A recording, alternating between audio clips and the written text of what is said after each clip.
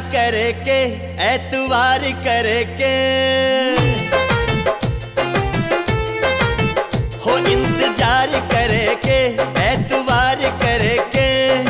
एक दूजे से इतना प्यार करके लेला लेला लेला लेला कसम है आज के और साथ मरे के लेला